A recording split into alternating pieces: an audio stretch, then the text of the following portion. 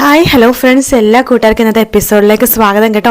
അങ്ങനെ കിരണിൻ്റെ അടുത്ത് ജയിലിൽ നിന്ന് ഇറങ്ങുന്ന പ്രകാശം പറയുന്നുണ്ട്, അതെ ഞാൻ എൻ്റെ ഇവിടെ നിന്ന് ഇറങ്ങിയതിന് ശേഷം 2 പ്രാവശ്യം എൻ്റെ മോനെ പോയി ഞാൻ കണ്ടിരുന്നു. അവൻ ഒരിക്കലും മാറില്ല. അവനോട് ഞാൻ മാറാൻ പറഞ്ഞിട്ടും അവൻ മാറുന്നില്ല. ഞാനിനി എന്തായാലും അവന് വേണ്ടിയിട്ട് ഒന്നും ചെയ്യുന്നില്ല. എനിക്കിനിയുള്ള ജീവിതം എന്ന് പറയുന്നത് എൻ്റെ മക്കൾക്കും മരുമക്കളെയും ഒന്ന് സ്നേഹിച്ച് ജീവിക്കുക, അത് മാത്രമേ ഉള്ളൂ കിരണേ എൻ്റെ മനസ്സിൽ എന്ന് പറയാണ്. കിരൺ പ്രകാശനൊന്ന് സൂക്ഷിച്ച് നോക്കുന്നുണ്ട്. ശേഷം പ്രകാശൻ ഇവിടെ നിന്ന് പോകുക കേട്ടോ. പ്രകാശൻ ഇവിടെ നിന്ന് പോകുമ്പോൾ കിരൺ വിളിക്കുന്നുണ്ട്, അതെ അവിടെ നിന്നേ എന്ന് പറഞ്ഞ് വിളിക്കുകയാണ്. അപ്പോഴേക്കും പ്രകാശ് അവിടെ നിൽക്കുമ്പോഴേക്കും കിരൺ പോക്കറ്റിൽ നിന്ന് കുറച്ച് പൈസ എടുത്ത് പ്രകാശിനെ കൊടുക്കുക കേട്ടോ. ഇന്ന ഇത് വാങ്ങിക്കുക എന്ന് പറയുമ്പോൾ, വേണ്ട മോനെ എനിക്ക് പൈസ ഒന്നും വേണ്ട, ഞാൻ പൈസ മോഹിച്ചിട്ടല്ല നിങ്ങളായിട്ട് അടുക്കാൻ നോക്കണത് എന്ന് പറയുമ്പോൾ, അതെന്തെങ്കിലും ആയിക്കോട്ടെ ഇപ്പം ഇത് വാങ്ങിക്കെന്ന് പറയുമ്പോൾ, വേണ്ട മോനെ എനിക്ക് പൈസയുടെ ആവശ്യമില്ല, ഞാൻ അമ്പലത്തിലും അതുപോലെ തന്നെ എല്ലാവരുടെ മുമ്പിൽ പിച്ചെടുത്ത് കൈ നീട്ടുമ്പോൾ എനിക്ക് 2-3 നേരത്തേക്ക് ഭക്ഷണം കഴിക്കാനുള്ള പൈസയൊക്കെ അവിടെ നിന്ന് കിട്ടുന്നുണ്ട്. ഇനി എനിക്ക് പൈസയുടെ ആവശ്യമൊന്നുമില്ല, മോനത് കൈ വെച്ചോ, എനിക്ക് വേണ്ട എന്ന് പ്രകാശം പറയാണ്. കിരൺ ആ പൈസ എടുത്ത് പ്രകാശിന്റെ കയ്യിൽ മടക്കി കൊടുക്കുക കേട്ടോ. അതിനുശേഷം പ്രകാശിനോട് പറയുന്നുണ്ട്, ഈ പൈസ കൊണ്ട് താൻ നല്ല കാര്യങ്ങൾ എന്തിനും ചെയ്യാൻ നോക്ക് എന്ന് പറയണം. താൻ തെറ്റുകാരനല്ല, താൻ നിരപരാധിയാണെങ്കിൽ അതിന് എന്നെയും കല്യാണിനൊന്നും ബോധ്യപ്പെടുത്തേണ്ട ആവശ്യമില്ല, ദൈവത്തിന് മുമ്പിൽ ബോധ്യപ്പെടുത്താൽ മതി, എന്നാൽ മാത്രമേ തനിക്ക് നല്ലതുണ്ടാവുള്ളൂ എന്ന് കിരൺ പറയുമ്പോൾ പ്രകാശം പറയുന്നുണ്ട്, മോനെ ഈ പൈസ കൊണ്ട് ഞാൻ നല്ലത് മാത്രമേ ചെയ്യുള്ളൂ, കർക്കിടക മാസമല്ലേ വരാൻ പോണത്, ഞാൻ നല്ല വ്രതം എടുക്കാൻ വേണ്ടി പോവാണ്, ഈ പൈസ കൊണ്ട് ഞാൻ വ്രതം എടുക്കാൻ വേണ്ടി പോവാൻ മോനെ എന്ന് പറയണം. ശരി, ഞാൻ പറഞ്ഞല്ലോ ഞങ്ങൾക്ക് വേണ്ടി താനൊന്നും ചെയ്യേണ്ട, ബോധ്യപ്പെടുത്തുകയും വേണ്ട, താൻ ദൈവത്തിന് മുമ്പിൽ കള്ളത്തരം കാണിക്കാതെ നല്ലത് മാത്രം ചെയ്താൽ മതി എന്ന് പറഞ്ഞിട്ട് കിരൺ അവിടെ നിന്ന് പോവുകയാണ്. കിരൺ പോയിക്കുമ്പോൾ പ്രകാശിന് ചെറിയൊരു സമാധാനം പോലെ തോന്നും കേട്ടോ. പ്രകാശൻ ജസ്റ്റ് കിരണിനെ വിളിക്കേണ്ടത്, മോനെ ഞാനൊരു കാര്യം ചോദിച്ചോട്ടെ. എന്താ? എനിക്ക് കല്ലുമോനെയൊക്കെ ഒന്ന് കാണണമെന്നുണ്ട്, എന്നെ ഒന്ന് കാണിച്ചു തരാമോ എന്ന് ചോദിക്കുമ്പോൾ കിരൺ പറയണ്ട്, എടോ അത് തീരുമാനിക്കേണ്ട ഞാനല്ല, ചെറുപ്പം മുതൽ തന്നെ ഒരുപാട് ദ്രോഹിച്ചതല്ലേ അവരാണ് അതിൽ തീരുമാനം എടുക്കേണ്ടത്, അല്ലാതെ ഞാനല്ല എന്ന് പറഞ്ഞിട്ട് കിരൺ അവിടെ നിന്ന് പോവുകയാണ്. കിരൺ പോയിക്കുമ്പോഴേക്കും പ്രകാശൻ അങ്ങനെ തന്നെ വിഷമത്തോടു കൂടി തന്നെ കിരൺ പോണത് വരെ നോക്കിക്കൊണ്ടിരിക്കുക കേട്ടോ. കിരൺ പിന്നെ നേരെ എത്തുന്ന വീട്ടിലേക്കാണ്. കല്യാണിയും അതുപോലെ തന്നെ ദീപയും കിരണിനെയും കാത്ത് ഉമ്മർ തന്നെ നിൽക്കുക കേട്ടോ. കിരൺ വരുമ്പോഴേക്കും കല്യാണി ചോദിക്കണ്ടേ, എന്തായി കിരണേട്ടാ എന്ന് ചോദിക്കുമ്പോൾ, അയാളെ വെറുതെ പറഞ്ഞു വിട്ടു എന്ന് പറയണം. പറഞ്ഞു വിട്ടുന്നോ? അതെ, അയാൾ നിരപരാധിയാണെന്ന് പോലീസുകാർക്ക് മനസ്സിലായി, അതുകൊണ്ട് പറഞ്ഞു വിട്ടു. അപ്പോൾ ആരാ ബ്രേക്ക് കളഞ്ഞത് എന്ന് കല്യാണി ചോദിക്കുമ്പോൾ, അത് വേറൊരു രാക്ഷസനാ. അതാകിരാ കിരണേട്ടാ, അപ്പുറത്തെ ഇപ്പൊ വീട് മാറി താമസിക്കുന്ന ഒരു രാക്ഷസനില്ലേ രാഹുൽ, അയാൾ ആ ഗുണ്ടകളെ വിട്ട് ബ്രേക്ക് അഴിച്ചു വിട്ടത്. അത് കിരണേട്ടൻ എങ്ങനെ മനസ്സിലായി എന്ന് കല്യാണി ചോദിക്കുമ്പോൾ, ആ ഗുണ്ടകളെ പിടിച്ച് അവരെ കൊണ്ട് സത്യം ഞാനും അച്ഛനും കൂടി പറയിപ്പിച്ചു. ശേഷം അയാളെ സമ്മതിച്ചു രാഹുലാണ് ഇതിനേക്കാ പിന്നിലെന്ന്. പ്രകാശ് ഇതിന്റെ പിന്നിൽ എന്താന്ന് ചോദിച്ചപ്പോൾ അവരില്ലെന്നാ പറഞ്ഞത് എന്ന് പറയുമ്പോഴേക്കും, അതുകൊണ്ട് അയാൾ നിരപരാധിയാണല്ലോ, നിരപരാധിയായിട്ടുള്ള ആളെ എന്തിനാ ജയിലിൽ വെറുതെ വിടുന്നത്, അതുകൊണ്ട് അയാളെ പുറത്തിറക്കിപ്പിച്ചു. എന്നിട്ട് ഞാൻ കുറച്ച് പൈസ അയാളുടെ കയ്യിൽ കൊടുത്തു, വേറൊന്നുമല്ല, എനിക്കെന്തൊരു കുറ്റബോധം പോലെ തോന്നി. നിരപരാധി അയാളെ ജയിലിലേക്ക് എടുത്ത് 2 അടിയൊക്കെ കൊടുത്തില്ലേ, അയാളെ പൈസ ആദ്യം വാങ്ങിച്ചില്ല, പിന്നെ കയ്യിൽ വെച്ച് കൊടുത്തു. എന്നാലും അത് വേണ്ടായിരുന്നു കിരണേട്ട, അയാൾ അടുപ്പിക്കാൻ കൊള്ളില്ല, ചിലപ്പോൾ ഈ രാഹുലും ഇയാളൊക്കെ ആയിട്ട് കുറച്ച് ബന്ധമുള്ളതാണല്ലോ, അതുകൊണ്ട് അയാളെ പൂർണ്ണമായിട്ടൊന്നും വിശ്വസിക്കേണ്ട എന്ന് ദേവ പറയുമ്പോൾ, അമ്മേ പൂർണ്ണമായിട്ട് വിശ്വസിച്ചൊന്നുമില്ല, പക്ഷെ അവൾ മാറിയിട്ടുണ്ടെന്നുണ്ടെങ്കിൽ നമ്മൾ ചെയ്യുന്നതൊക്കെ തെറ്റായി പോവില്ലേ, അതുകൊണ്ട് ഞാൻ ചെയ്തെന്നേ ഉള്ളൂ. എന്നാലും അയാളെ മനസ്സിലിപ്പോൾ എന്താണെന്ന് പറയാൻ പറ്റില്ല മോനെ, അതുകൊണ്ട് അയാൾ എപ്പോഴും എന്ത് കാര്യത്തിനും കുറച്ച് മാറ്റി നിന്ന് സംശയത്തോടെ നോക്കണത് നല്ലത് എന്ന് പറയുമ്പോൾ കല്യാണി പറയുന്നുണ്ട്, അതെ ചിലപ്പോൾ അയാൾ ഈ ലോകത്ത് ഏറ്റവും കൂടുതൽ സ്നേഹിക്കണത് അയാളുടെ മകനെ ആയിരുന്നല്ലോ, പിന്നെ അയാളുടെ അമ്മേനെ ആയിരുന്നു, അയാളുടെ അമ്മയല്ല അയാളെ കാല് തല്ലി ഒടിച്ചത്, അതുകൊണ്ട് ഇനി മാറിയിട്ടുണ്ടോന്നും പറയാൻ പറ്റില്ല. എന്തായാലും നിങ്ങൾക്ക് എനിക്കൊരു കാര്യം പറയാനുള്ളതെന്ന് പറഞ്ഞ് ദേവ പറയുന്നുണ്ട്, അയാൾ മാറിയാലും ഇല്ലെങ്കിലും അയാൾ സൂക്ഷിച്ചും കണ്ടു വേണം കൈകാര്യം ചെയ്യാനായിട്ട്. എനിക്ക് എന്നെക്കുറിച്ച് ആലോചിച്ചിട്ട് പേടിയില്ല മക്കളെ, പക്ഷെ നിങ്ങളെക്കുറിച്ച് ആലോചിച്ചിട്ട് എനിക്ക് പേടി. നിങ്ങൾ എന്തെങ്കിലും ചെയ്തു കഴിഞ്ഞാൽ നിങ്ങൾ ഞാൻ വിഷമിക്കുമെന്ന് ആൾക്ക് നന്നായിട്ട് അറിയാം, അതുകൊണ്ട് അയാൾ എന്തും ചെയ്യാൻ വേണ്ടി മടിക്കില്ല, അത്രേ എനിക്ക് പറയാനുള്ളൂ എന്ന് പറഞ്ഞിട്ട് ദീപ അകത്ത് കയറി പോവാണ്. കിരൺ പറയണ്ട്, അയാളെ അടുപ്പിക്കൊന്നും വേണ്ട എന്ന് വെച്ചിട്ട് അയാളെ വെറുക്കാനും നിൽക്കണ്ട എന്ന് പറഞ്ഞിട്ട് കിരൺ കല്യാണി അടുത്ത് പറയുന്നുണ്ട്. പിന്നെ അതിനുശേഷം കിരൺ പറയണ്ട, അത് മാത്രമല്ല കല്യാണി, ഇന്ന് അയാൾ ജയിലിൽ നിന്ന് പുറത്തേക്ക് ഇറങ്ങിയപ്പോൾ അയാളുടെ നോട്ടും അയാളുടെ നിസ്സഹായാവസ്ഥയെ കണ്ടിട്ട് എനിക്ക് പോലും ചെറിയൊരു വിഷമമൊക്കെ തോന്നി എന്ന് പറഞ്ഞിട്ട് കിരൺ അവിടെ നിൽക്കുകയാണ്. അപ്പൊ കല്യാണി പറയണ്ട, എന്തായാലും നമുക്കൊരു ചെറിയ സംശയത്തോട് മാത്രം അയാളെ സമീപിച്ചാൽ മതി എന്ന് പറഞ്ഞിട്ട് കല്യാണി അകത്ത് പോവാണ്. കിരണിന്റെ മനസ്സ് ചെറുതായിട്ടൊന്ന് മാറി തുടങ്ങിയിട്ടുണ്ട് കേട്ടോ. പിന്നീട് കാണിക്കുന്ന പ്രകാശിനെയാണ്. പ്രകാശ് ഇങ്ങനെ റോട്ടിലൂടെ നടക്കുന്ന സമയത്ത് നമ്മുടെ അമ്മൂമ്മേനെ കാണുന്നുണ്ടോ. അമ്മ പറയണ്ട്, എടാ കള്ള, നീ ആ പിള്ളേരെ വീണ്ടും കൊല്ലാൻ നോക്കിയല്ലേ, എടാ നീ എങ്ങനെയാണ് ജയിലിൽ നിന്ന് പുറത്തിറങ്ങിയത്? അമ്മേ ഞാൻ തെറ്റുകാരനല്ല, അപ്പൊ ജയിലിൽ നിന്ന് പുറത്തിറക്കില്ലേ, നിന്നെ ആരാണ് ജയിലിൽ നിന്ന് പുറത്തിറക്കിയത്? അത് എൻ്റെ മോളും മരുമകനാണ്. കല്യാണം ചെയ്യണോ? അതെ, ഞാൻ തെറ്റുകാരനല്ലെന്ന് അവർക്ക് മനസ്സിലായി, രാഹുലാണ് ഇതിന് പിന്നിൽ നിന്നുള്ള കാര്യങ്ങളൊക്കെ അവർക്ക് മനസ്സിലായി, അതുകൊണ്ട് അവരെന്നെ എന്നെ ജയിലിൽ നിന്ന് പുറത്തേക്ക് ഇറക്കിയത് എന്ന് പറയാണ് പ്രകാശ്. ഞാൻ പറഞ്ഞില്ലേ അമ്മേ, ഞാൻ ഒരു തെറ്റും ചെയ്തിട്ടില്ല. അങ്ങനെ ഞാൻ അവരെ സ്നേഹിക്കാൻ വേണ്ടി മാത്രമേ ഇപ്പൊ നോക്കുന്നുള്ളൂ അമ്മേ. പിന്നെ എന്തിനാ രാത്രി നീ അവരെ മതിൽ കിടന്ന് അകത്തേക്ക് കയറിയത്? അമ്മേ ഞാൻ പറഞ്ഞില്ലേ, പെട്ടെന്ന് എനിക്ക് കല്യാണിനെ കല്ലു മോനൊക്കെ ഒന്ന് കാണണമെന്ന് തോന്നി. ആ ആവശ്യമായിട്ട് മതിൽ ചാടി അകത്ത് കിടന്നതാ.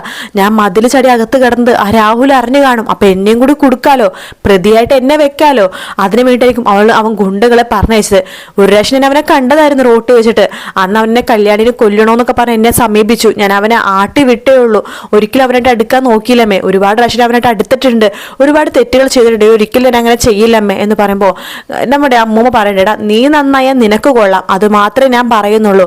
അമ്മേ, എനിക്ക് കല്യാണിനെയും കല്ലൂനി മോനെയും ഒക്കെ ഒന്ന് കാണണമേ. എനിക്ക് ആ ഒരു ആഗ്രഹം മാത്രമേ ഇപ്പൊ ഉള്ളൂ. എനിക്കൊരു ആഗ്രഹമുണ്ട്, ഇനി ഓണമൊക്കെ അല്ലേ വരാൻ പോണത്, അവരെ ഒന്നിച്ചിരുന്ന് ഭക്ഷണമൊക്കെ കഴിച്ച് അവരുടെ കൂടെ സന്തോഷമായിട്ട് ഒരു നേരം ഭക്ഷണം കഴിക്കണമേ. അത്രമാത്രം എനിക്ക് ആഗ്രഹമുള്ളൂ. എടാ, നിന്നെ അങ്ങനെ ഒരു നേരം ഭക്ഷണം കഴിക്കാൻ വേണ്ടി വിളിച്ചു വരുത്തി കഴിഞ്ഞാൽ നീ എല്ലാവരുടെയും ഭക്ഷണത്തിൽ വിഷം കലക്കി കൊല്ലും. ആ ഒരു പേടി എല്ലാവർക്കും ഉണ്ടടാ. അമ്മ ഒരിക്കലും ഞാൻ അങ്ങനെ ചെയ്യില്ല അമ്മേ. നീ ചെയ്യില്ലായിരിക്കും, പക്ഷെ എല്ലാവർക്കും ആ ഒരു പേടി ഉണ്ടെന്നാ ഞാൻ പറഞ്ഞത്. നീ നന്നായാ നിനക്ക് കൊള്ളാടാ പ്രകാശ എന്ന് പറഞ്ഞിട്ട് അമ്മൂമ്മയും അവിടെ നിന്ന് പോവാട്ടോ. പ്രകാശിന് അങ്ങനെ വിഷമിച്ച് അവിടെ തന്നെ നിൽക്കുവാണ്. ഇങ്ങനെ സരയോനെയാട്ടോ. സരയോ വീട്ടിൽ നിന്ന് ഇങ്ങനെ ഇറങ്ങുവാണ്, ബാഗൊക്കെ തൂക്കി ആ വലിയ മാല മനോഹർ കൊടുത്ത ആ മാലയ്ക്ക് ഇട്ടിങ്ങനെ ഇറങ്ങുവാട്ടോ. ആ സമയത്ത് ഷാരി ചോദിക്കണം, അല്ല മോളെ നീ പുറത്തേക്ക് പോവാണോ? അതെ. എന്താ? അല്ല, ഞാൻ ഭക്ഷണം എടുത്തു വെച്ചിട്ടുണ്ട്, അത് കഴിച്ചിട്ട് പുറത്തേക്ക് പോയാൽ പോരെ? അതെ, നിങ്ങൾ തന്നെ ഉണ്ടായി കഴിച്ചാൽ മതി, ഞാൻ പുറത്തുനിന്ന് എങ്ങോട്ടും കഴിച്ചോളാം. അതെനിക്ക് പുറത്തു പോകേണ്ട കുറച്ച് ആവശ്യമുണ്ട്. ഇനിയിപ്പോൾ അമേരിക്കയിൽ പോകേണ്ട അധിക ദിവസമൊന്നും ഇല്ലല്ലോ, കുറച്ച് സാധനങ്ങളൊക്കെ വാങ്ങിക്കണം. പിന്നെ ഈ മാല 4 പേര് കാണട്ടെ. മോളെ, ഞാൻ പറയണത് കൊണ്ട് ഒന്നും വിചാരിക്കരുത്. മോൾക്ക് ഈ മാല അവൻ വാങ്ങിച്ചു, പക്ഷേ ഈ മാല സ്വർണ്ണമാണെന്ന് മോൾക്കിത് നോക്കാൻ പാടില്ലേ? അതിനെന്താ ഞാനിപ്പോൾ ചെയ്യേണ്ടത്? വല്ല സ്വർണ്ണക്കടയിൽ കൊണ്ടിട്ട് ഉരച്ചു നോക്കണോ സ്വർണ്ണമാണോ എന്ന്? അതെങ്ങനെ ഉരച്ചു നോക്കണം അറിഞ്ഞില്ലേ? മനോഹരൻ അറിഞ്ഞാലേ എന്നെ മാത്രം ഇവിടെ നിർത്തിയിട്ട് മനോഹരൻ അമേരിക്കയിൽ പോകും എന്ന് പറയുമ്പോൾ ഷാരി പറഞ്ഞു, മോളെ ഞാൻ പറഞ്ഞതേ ഉള്ളൂ, അല്ല നീ ചതിക്കപ്പെടാറുന്ന് എനിക്കൊരു തോന്നല്, അതുകൊണ്ട് പറഞ്ഞതേ ഉള്ളൂ. ദേ, നിങ്ങൾ എന്നെ ഒരുപാട് പ്രാവശ്യം അമ്മയെന്ന് വിളിച്ചാണ് ആ ഒരു ഇതിൽ പറയണത്. എനിക്കിപ്പോൾ നിങ്ങളെ കുറിച്ച് നല്ല നല്ല ഓർമ്മകളെങ്കിലും മനസ്സിലുണ്ട്. ഞാൻ ഇവിടെ നിന്ന് പോയിക്കാൻ നിങ്ങൾ പൂർണ്ണമായിട്ട് മറക്കണ്ടെന്നാണെന്നുണ്ടെങ്കിൽ നിങ്ങൾ നിന്നിട്ട് നിങ്ങൾ പറഞ്ഞു വരല്ലേ പ്ലീസ് എന്ന് പറയാണ്. നിങ്ങളുടെ ഉദ്ദേശം എന്താണെന്ന് എനിക്കറിയാം. ഞാൻ അമേരിക്കയിലേക്ക് പോകാൻ പാടില്ല. നിങ്ങളുടെ ഭർത്താവ് ഇപ്പം നിങ്ങളുടെ കൂടെ ഇല്ലല്ലോ. അപ്പം ഞാൻ നിങ്ങളെ വിട്ടുപോയിക്കണം, നിങ്ങൾ പൂർണ്ണമായിട്ടും ഒറ്റക്കാകും.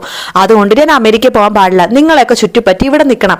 അതിനുവേണ്ടി നിങ്ങൾ ഇതല്ല ഇതിനപ്പുറം പറയും. മോളെ, നീ രക്ഷപ്പെട്ട് കാണണമെന്ന് എനിക്ക് ആഗ്രഹമുള്ളൂ. കുറേ സത്യങ്ങളൊന്നും നിന്നോട് പറയാൻ പറ്റാത്ത അവസ്ഥയാണ് എനിക്ക്. പക്ഷെ ഇനിയിപ്പോൾ അത് പറഞ്ഞാലോ നീ വിശ്വസിക്കാനും പോണില്ല. അതുകൊണ്ട് ഞാൻ ഇനിയിപ്പോൾ ഒന്നും പറയുന്നില്ല മോളെ. ഒന്നും പറയാതിരിക്കണേ നിങ്ങൾക്ക് നല്ലത് എന്ന് പറയാണ്. ശേഷം സരുവിനെ പറഞ്ഞില്ല, അതെല്ലാം പുറത്തേക്ക് പോകുവാണ്. മുമ്പൊക്കെ മോള് പുറത്തേക്ക് പോകുമ്പോൾ എന്നെയും കൂടി കൂട്ടുമായിരുന്നു. അമ്മ വീട്ടിൽ നിന്നിട്ട് ആകെ ബുദ്ധിമുട്ടല്ലേ, വാ എന്ന് പറഞ്ഞിട്ട് പുറത്തേക്ക് വിളിക്കുന്നു. പക്ഷെ മോളിപ്പോൾ എന്നെ വിളിക്കാറേ ഇല്ല. വേണ്ട, നിങ്ങൾ പുറത്തേക്ക് വരേണ്ട ഒരു ആവശ്യമില്ല, എൻ്റെ കാര്യങ്ങളൊക്കെ നോക്കാനേ എനിക്കറിയാം എന്ന് പറഞ്ഞിട്ട് നിങ്ങളെ ഈ ലോകത്തെ ഏറ്റവും ഗതികെട്ട അമ്മ ആരാണെന്ന് അറിയാവോ? അത് നിങ്ങളാ എന്ന് പറയാണ്. ശരിയാ മോളെ, എനിക്ക് ആത്മഹത്യ ചെയ്യണമെന്നുണ്ടായിരുന്നു നീ എൻ്റെ മകളെല്ലാം നടന്ന ദിവസം. എന്നിട്ട് നിങ്ങളത് ആത്മഹത്യ ചെയ്യാത്തത്? നിങ്ങളത് ചെയ്യില്ല, നിങ്ങൾക്ക് അത് ചെയ്യാൻ പറ്റില്ല. മോളെ, എനിക്ക് സ്വത്തുക്കളും പണത്തിനോടൊക്കെ ആക്രാന്തം ഉണ്ടായിരുന്നു. നിന്റെ അച്ഛൻ്റെ കൂടെ ചേർന്ന് ഞാനും ഒരുപാട് കാര്യങ്ങൾ ചെയ്തിട്ടുണ്ട്. പക്ഷെ സ്വർണത്തിനും പണത്തിനേക്കാളൊക്കെ മുകളിലാണ് മോളെ നിന്റെ സ്ഥാനം എൻ്റെ മനസ്സിൽ. അതെ, നിങ്ങൾ ഇതൊന്നും പറഞ്ഞിട്ട് ഒരു കാര്യമില്ല. ഞാൻ പോവാ എന്ന് പറഞ്ഞിട്ട് സരു അവിടെ നിന്ന് പോകുക കേട്ടോ. പോണ സമയത്ത് സരുവിന് മനസ്സിലൊന്നും തോന്നണം, ഈശ്വര ഇന്നും വലിയ മുക്കുപണ്ട് വലുതും ആണോ? എന്തായാലും ഇവർ പറഞ്ഞതല്ലേ, ഒന്ന് ഉറപ്പിച്ച് നോക്കിയേക്കാം എന്ന് പറഞ്ഞിട്ട് സരു എന്ന് പറഞ്ഞ് മനസ്സിൽ ഉറപ്പിച്ചിട്ടോ സരു പുറത്തേക്ക് പോണത്. നേരെ സരു പോണത് ഒരു കടയിലേക്കാണ്, സ്വർണ്ണക്കടയിലേക്കാണ്. സാധാരണ ഒരു സ്വർണ്ണക്കട. അവിടെ പോയിട്ട് ആ മാല ഉരപ്പിച്ച് നോക്കുകയാണ്. അപ്പം ആ മാല ഉരച്ചിട്ട് ഇറങ്ങി നോക്കിക്കൊണ്ടിരിക്കുന്നുണ്ട്. സരുവിനോട് പറയുന്നുണ്ട്, മോളെ ഇത് മുക്കുപണ്ടുമാണ്. സാധാരണ മുക്കുപണ്ടത്തിന് മുകളിൽ ആരും സ്വർണം പൂശാറില്ല, പക്ഷെ ഇതിന്റെ മുകളിൽ സ്വർണം പൂശിയിട്ടുണ്ട്, ചെറിയ തോതിൽ മാത്രം. ഇത് കണ്ടില്ലേ, സ്വർണ്ണം ഉരക്കുമ്പോൾ വെളുത്ത് വരുന്നത്? ഇത് മുക്കുപണ്ടുവാ. ഇതാരെങ്കിലും പറഞ്ഞ് പറ്റിച്ചു തന്നതാണോ? നല്ല കാനുണ്ടല്ലോ, ഒരുപാട് പണം കൊടുത്ത് പറ്റിച്ചതാണോ എന്ന് ചോദിക്കുമ്പോൾ അത് തന്നേക്ക് ചേട്ടാ, ഇത് മുക്കുപണ്ടെന്ന് ഉറപ്പാണോ? അതെ, ഇത് ഇവിടെ എന്നല്ല, എവിടെ കൊണ്ട് നോക്കിയാലും മുക്കുപണ്ടം തന്നെയാ. മോളിൽ വെറുതെ സ്വർണം വെറുതെ പൂശിന്ന് മാത്രമേ ഉള്ളൂ. ശരി എന്ന് പറഞ്ഞിട്ട് സരു അവിടെ നിന്ന് ഇറങ്ങും കേട്ടോ. സരു ഉണ്ട് കാറേ കേട്ട് മനസ്സിൽ വിചാരിക്കണം, ഈശ്വര കൂടെ തണലായിട്ടുണ്ടാവുമെന്ന് വിചാരിച്ച ആള് എന്നെ ചതിച്ചല്ലോ എന്ന് പറഞ്ഞിട്ട് സരു മനസ്സിൽ ഇങ്ങനെ ആകെ വിഷമിച്ചിട്ടുണ്ട് കാറേ കയറി പോണത്.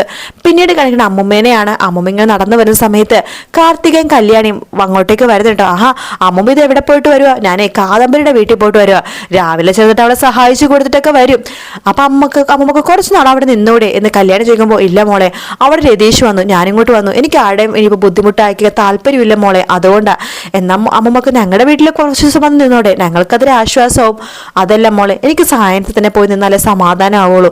അതുകൊണ്ടാണ് നിങ്ങൾ വിളിക്കുമ്പോഴൊക്കെ ഞാൻ അവിടെ വരാറില്ലേ എന്ന് പറയാണ്. അല്ല മോളെ, മോളെന്തിനാ അവനെ ജയിലിൽ നിന്ന് പുറത്തിറക്കിയത്? ആ പ്രകാശന് അവനായിരിക്കും ഇതിനെ പിന്നിലെന്നാ എനിക്ക് തോന്നുന്നത്. അവൻ നല്ലൊരു മെക്കാനിക് ആണല്ലോ, അതുകൊണ്ട് അവൻ ഇതിനെ പിന്നിൽ നല്ല രീതിയിൽ തന്നെ കളിച്ചിട്ടുണ്ടാവും മോളെ.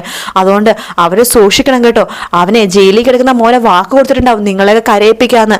അതുകൊണ്ട് അവ ജയിലിൽ ഇപ്പൊ പൊത്തിൽ ഒളിച്ചിരിക്കുന്ന ഒരുത്തനുണ്ടല്ലോ, അവൻ പുറത്തിറങ്ങിയാലേ അവനും ഈ കാലുവേദനയും കൂടിയിട്ട് നിങ്ങളെ അപായപ്പെടുത്തും. അത് നിങ്ങളെ മനസ്സിൽ എപ്പോഴും ഓർമ്മ വേണം എന്ന് അമ്മൂമ്മ പറയുന്ന ഭാഗത്തോടെ ആട്ടോ ഇന്നത്തെ എപ്പിസോഡ് തീരുന്നത്. വീഡിയോ ഇഷ്ടപ്പെടുകയാണെങ്കിൽ ലൈക്ക് ചെയ്യാനും സബ്സ്ക്രൈബ് ചെയ്യാനും കമന്റ് ചെയ്യാനും മറക്കല്ലേ. മറ്റൊരു വീഡിയോ കാണാം friends. Take care. Bye bye.